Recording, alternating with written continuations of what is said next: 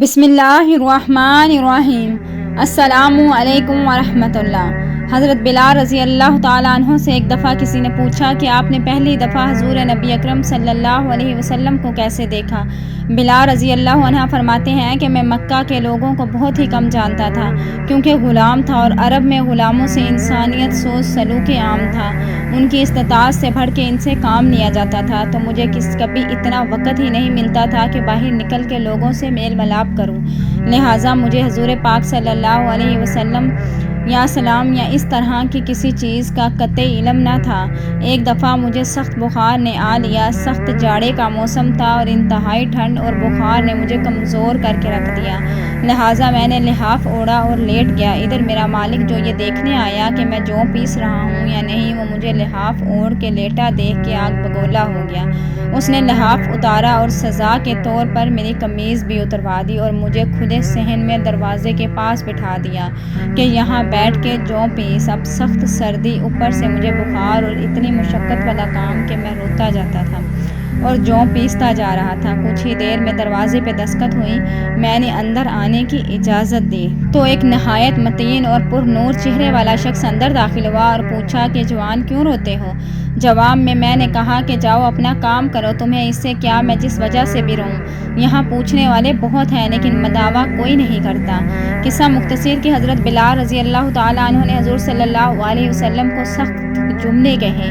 حضور پاک صلی اللہ علیہ وسلم یہ جملے سن کے چل پڑے۔ جب چل پڑے تو حضرت بلال نے کہا کہ بس میں نہ کہتا تھا کہ پوچھتے سب ہیں، مداوا کوئی نہیں کرتا۔ پیارے نبی صلی اللہ علیہ وسلم یہ سن کر بھی چلتے رہے۔ حضرت بلال حبشی کہتے ہیں کہ دل میں جو ہلکی سی امید جاگی تھی کہ یہ شخص شاید کوئی مدد کرے گا، وہ بھی چلی گئی، لیکن حضرت بلال کو کیا معلوم کہ جس شخص سے اب اس کا واسطہ پڑا ہے وہ رحمت للعالمین ہے۔ حضرت بلال کہتے ہیں کہ کچھ ہی دیر میں وہ شخص واپس آ گیا۔ اس کے ایک ہاتھ میں گرم دودھ کا پیالہ اور دوسرے میں کچھ کھجوریں تھیں۔ اس نے وہ کھجوریں اور دودھ مجھے دیا اور کہا کھاؤ پیو اور جا کے سو جاؤ۔ میں نے کہا تو یہ جو کون پیسے گا؟ نہ پیسے تو مالک صبح بہت مارے گا۔ اس نے کہا تم سو جاؤ، یہ پیسے ہوئے مجھ سے لے لینا۔ حضرت بلال رضی اللہ تعالیٰ عنہ سو گئے اور حضور صلی اللہ علیہ وسلم نے ساری رات ایک اجنبی حبشی کے غلام کے لیے جو پیسے۔ صبح حضرت بلال رضی اللہ تعالیٰ عنہ کو پیسے ہوئے جو دیے اور چلے گئے۔ دوسری رات پھر ایسا ہی ہوا۔ دودھ اور دوا حضرت بلال کو دی اور ساری رات چکی پیسی۔ ایسا 3 دن مسلسل کرتے رہے جب تک حضرت بلال ٹھیک نہ ہو گئے۔ یہ تھا وہ تعارف جس کے بطن سے اس لافانی عشق نے جنم لیا کہ آج بھی حضرت بلال کو صحابی رسول صلی اللہ علیہ وسلم بعد میں عاشق رسول صلی اللہ علیہ وسلم پہلے کہا جاتا ہے۔ ایک مرتبہ حضرت ابو ذر رضی اللہ تعالیٰ عنہ نے حضرت بلال رضی اللہ تعالیٰ عنہ کو کہا اے کالی کلوٹی ماں کے بیٹے، اب تو بھی میری غلطیاں نکالے گا۔ حضرت بلال رضی اللہ تعالیٰ عنہ نے یہ سن کر غصے اور افسوس سے بے قرار ہوئے اور یہ کہتے ہوئے اٹھے خدا کی قسم میں اسے ضرور رسول اللہ صلی اللہ علیہ وسلم کے سامنے بیان کروں گا۔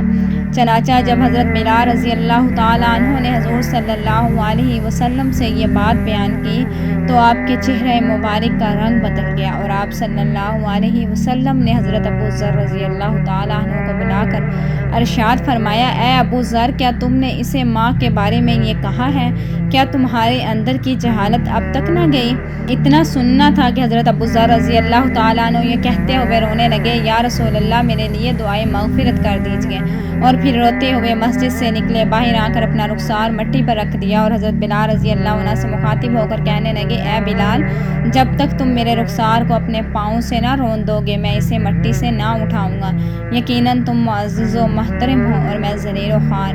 یہ دیکھ حضرت بلال رضی اللہ تعالیٰ عنہ روتے ہوئے آئے اور حضرت ابو ذر رضی اللہ تعالیٰ عنہ سے قریب ہو کر ان کے رخسار کو چوم لیا اور بے ساختہ بولے خدائے پاک کی قسم میں اس رخسار کو کیسے رون سکتا ہوں جس نے ایک بار بھی خدا کو سجدہ کیا ہو۔ پھر دونوں کھڑے ہو کر گلے ملے آپس میں۔